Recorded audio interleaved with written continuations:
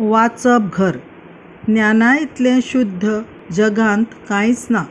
मनीस पवित्र गिन्यान वेगवेगळ्या मार्गांनी मेळयता।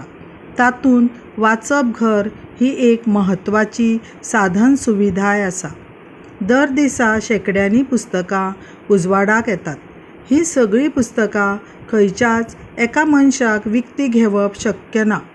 ग्रंथालय मनशाचो हो प्रस्न सहजपणान सोडयता।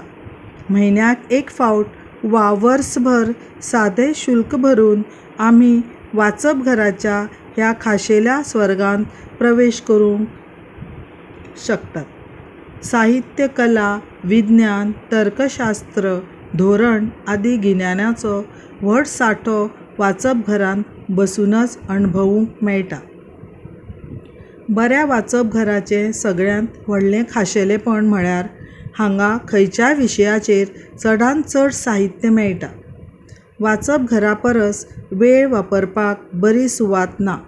दूरदर्शन पळोवपाक फुकट वेळ घालचे परस पुस्तकां वाचपाक खर्च केल्यार मन रिजवण आनी गिन्यानय वाडटा। दिसाळीं, सप्तकी, म्हयन्याळीं, नेमाळीं वाचून आमचें सामान्य गिन्यान तयार जाता। जिवीत अमृत करपी उत्तम ग्रंथ वाचप घरांत बसून सहज अभ्यास करूं येतात। खरें म्हणल्यार बौद्धीक विकासांत वाचप घराचें सगळ्यांत चड योगदान आसा। गांव सुदारणे खातीर वाचप घर खूब उपेगी थारल्यान।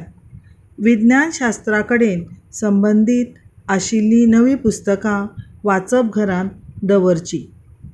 वाचप घर पुरायपणान भौशीक आसपाक जाय। दुर्दैवान आमच्या देशांतल्या वाचप घरांची संख्या आनी दर्जो हेर देशां परस उणो आसा।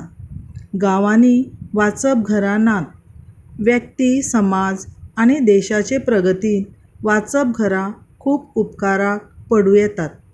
देखून सगळे कडेन वाचप घराची थापणूक जावपाक जाय।